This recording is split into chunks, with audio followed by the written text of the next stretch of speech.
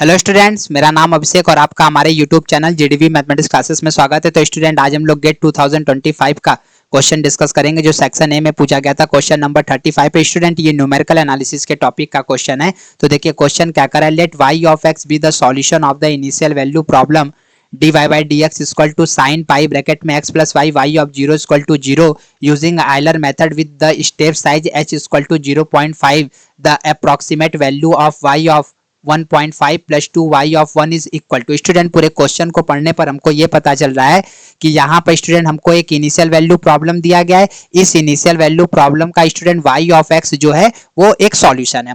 अगर स्टूडेंट इस initial value problem में हम लोग आयलर मेथड का कॉन्सेप्ट यूज करते हैं, जिसके लिए स्टूडेंट स्टेप साइज हमारा h इक्वल टू 0.5 है, तो स्टूडेंट उस कंडीशन में जो यहाँ पे वैल्यू दिया गया है इसका अप्रोक्सीमेट वैल्यू क्या होगा ये हमको चेक करके बताना है। स्टूडेंट, ये बहुत इजी क्वेश्चन पूछा गया था। इसमें बस स्टूडेंट हमको यूलर मेथड का कॉन्सेप्ट अप्लाई करने आना चाहिए, वहां से स्टूडेंट इसका हम लोग सॉल्यूशन इजीली निकाल लेंगे। ठीक है, तो स्टूडेंट अब हम लोग सॉल्यूशन स्टार्ट करते हैं। देखिए स्टूडेंट, सॉल्यूशन अब स्टूडेंट जो सबसे पहले गिवन है उसको लिख लेते। तो गिवन ये कि d y by d x equal to sine pi bracket में एक्स प्लस वाई, और यहाँ पे स्टूडेंट जो इनिशियल कंडीशन दिया गया वो y ऑफ 0 इक्वल टू 0 दिया गया है। इसको इक्वेशन नंबर 1 मान लेते हैं। अब स्टूडेंट यहाँ पर जो हमारा यूलर मेथड्स होता है इसको स्टूडेंट आयलर मेथड भी बोला जाता है। ठीक है, तो ये जो स्टूडेंट होता है इसको यहाँ पर लिख दे रहे हैं। तो ये d y by d x equal to f of x comma y, और यहाँ पे स्टूडेंट जो इनिशियल कंडीशन होता है वो y of x not equal to y not होता है। ठीक है, अब इसका जो स्टूडेंट सॉल्यूशन आता है बाय यूलर मेथड से, वो सॉल्यूशन हमको ये मिलता है y of n plus 1 equal to y of n plus h into f of x n और वाई एन। ठीक है, अब इसमें स्टूडेंट एक्स एन निकालने के लिए फार्मूला यहाँ पर हम लोग यूज करते हैं x not plus n into h. ठीक है, इन दोनों के लिए स्टूडेंट n का वैल्यू हमारा 0 1 2 3 डॉट डॉट डॉट यहाँ से स्टार्ट होता है।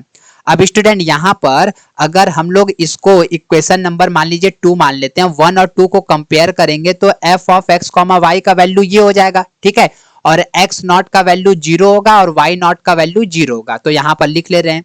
ठीक है, from equation 1 and 2, from equation 1 and 2 से स्टूडेंट हमको क्या मिलता है, वी गेट x नॉट का वैल्यू स्टूडेंट 0 और y नॉट का वैल्यू भी 0 हो जाएगा, और f of x comma y को स्टूडेंट हम लोग f ऑफ xn और yn से डिनोट करते हैं, और इसका वैल्यू तो student sine pi x plus y है। ठीक है, अब ये तीनों चीज स्टूडेंट हमको फाइंड आउट हो गया। तो अब इसमें जो इसके सॉल्यूशन का फार्मूला आता है इसको यूज करेंगे। ठीक है, तो पहले स्टूडेंट n इक्वल टू 0 के लिए तो फॉर n इक्वल टू 0, तो स्टूडेंट जब हम लोग n का वैल्यू 0 पुट करेंगे तो यहाँ पर देखिए x नॉट y नॉट हो जाएगा, और इसका value student x not y not का ऊपर गिवन है 0,0। तो अब स्टूडेंट अब 0,0 का वैल्यू यहाँ पुट कर देते हैं तो क्या हो जाएगा, साइन पाई 0 प्लस 0। तो स्टूडेंट यहाँ पर हो जाएगा साइन पाई, और साइन पाई जो होता है स्टूडेंट वो हमारा 0 होता है। तो यहाँ से स्टूडेंट हमको ये पता चल गया कि f 0,0 पर इसका वैल्यू 0 आ गया। ठीक है,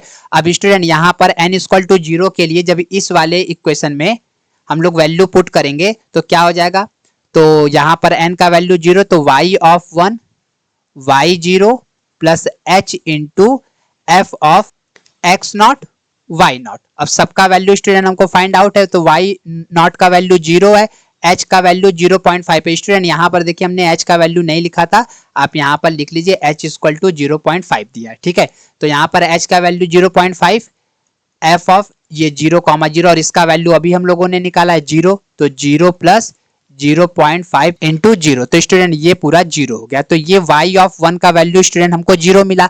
अब स्टूडेंट y ऑफ 1 तो निकल गया, अब हमको x ऑफ 1 निकालना है। तो x ऑफ 1 के लिए स्टूडेंट यहाँ पे देखिए जो सेकंड फार्मूला है हम लोग इसको यूज करेंगे, n का वैल्यू यहाँ पे 1 पुट करेंगे। ठीक है, तो n का वैल्यू 1 पुट करेंगे तो क्या हो जाएगा, x नॉट 1 इंटू एच, और x नॉट का वैल्यू 0 है और h का वैल्यू स्टूडेंट कितना है 0.5, मल्टीप्लाई करेंगे 0.5, तो x1 का वैल्यू ये आ गया। तो इसका मतलब स्टूडेंट ये हो गया कि दिस इंप्लाइज दैट y1 का वैल्यू एट 0.5 पर इसका वैल्यू हमको कितना मिल गया, ये 0 मिल गया।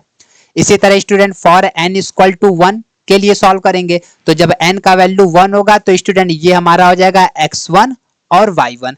x1 का वैल्यू स्टूडेंट अभी हम लोगों ने निकाला 0.5 और y1 का वैल्यू स्टूडेंट 0 है। ठीक है, तो अब 0.5 को स्टूडेंट हम लोग क्या लिख देंगे 1/2 और 0, और ऊपर हमको function f of x comma y का पता है साइन पाई x, x का वैल्यू 1/2 और y का वैल्यू 0। तो स्टूडेंट ये हमारा हो गया साइन पाई बाई 2, और साइन पाई बाई 2 का वैल्यू कितना आ गया 1 आ गया। तो यहाँ पर लिख देंगे this implies that f of x1 y1 equal to f of 1/2 और 0 का वैल्यू 1 आ गया। ठीक है, अब स्टूडेंट n इक्वल टू 1 के लिए हम लोग यहाँ पर किसका वैल्यू निकालेंगे y2 का वैल्यू।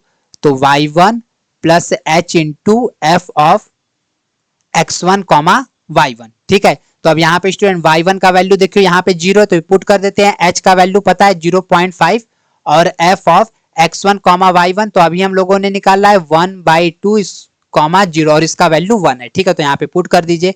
तो क्या हो जाएगा 0 प्लस 0.5 इंटू 1 मल्टीप्लाई कर कर सॉल्यूशन हमको क्या मिल जाएगा 0.5। ठीक है, तो स्टूडेंट y ऑफ 2 निकाल लिए।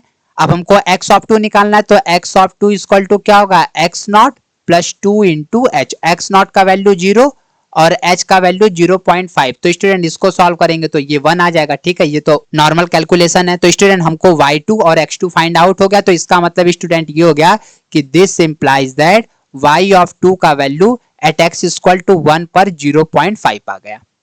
इसी तरह स्टूडेंट हम लोग किसके लिए सॉल्व करेंगे फॉर n 2 के लिए क्या हो जाएगा f ऑफ x2 और y2।